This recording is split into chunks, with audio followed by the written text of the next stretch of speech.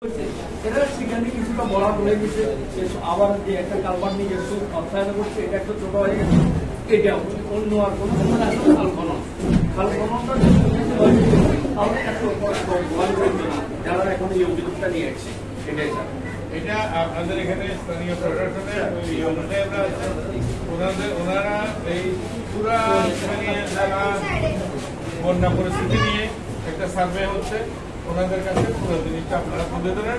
আপনাদের কোন জায়গায় পানির প্রতিবন্ধকতা হচ্ছে, পানির ওইটার কারণে ঘর বাড়ি ডুবে যাচ্ছে। আমরা 17টা জমি যারা অর্থনীতিপূর্ণ থাকি, 17টা ফ্যামিলি এখানে আশ্রয় আসছে।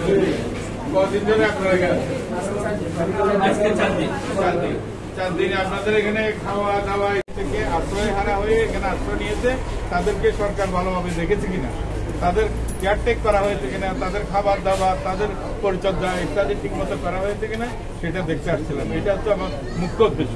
আরেকটা বিষয় একটু ওভারসি করে যাচ্ছি, সেটা হচ্ছে বন্যার কারণে যে সমস্ত জায়গায় ইতিপূর্বে যে বাঁধগুলো দেওয়া হয়েছিল সেই বাঁধগুলো ভেঙে গেছে। এগুলি গিয়ে হয়তো আমি কনসার্ন মন্ত্রণালয়ে এইসব বিষয়ে আমার অভিজ্ঞতাটা জানাবো, তারা দ্রুত এটা নিয়ে ব্যবস্থা করবে। কারণ এই ধরনের বন্যা আগে হয় না। 24-এর বন্যার পরে এবারের বন্যা ওয়েল ম্যানেজ আমার মনে হচ্ছে প্রশাসন থেকে, সরকার পক্ষ থেকে, কারণ আগে পূর্বের অভিজ্ঞতা কাজে লাগছে। আর গতবার তো এখানে হাজার হাজার স্বেচ্ছাসেবী সারা বাংলাদেশ থেকে আসছিল, এখনো স্বেচ্ছাসেবীরা এলাকার স্বেচ্ছাসেবীরা কাজ করছে।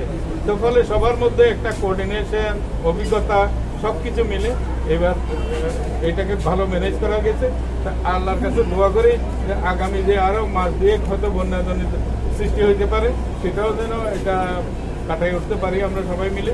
তো সেই উদ্যোগ আয়োজনগুলো এখানে স্থানীয় প্রশাসনের সাথে কথা বলে যাচ্ছি।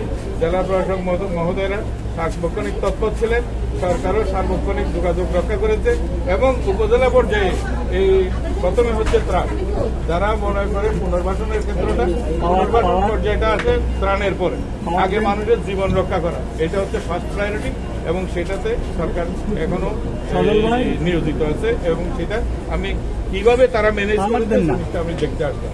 এখানেও যদি কোনো রকমের ব্যত্যয় থেকে থাকে সেটা আমরা সংশোধন করবো। আপনাদের জনসাধারণ নাই।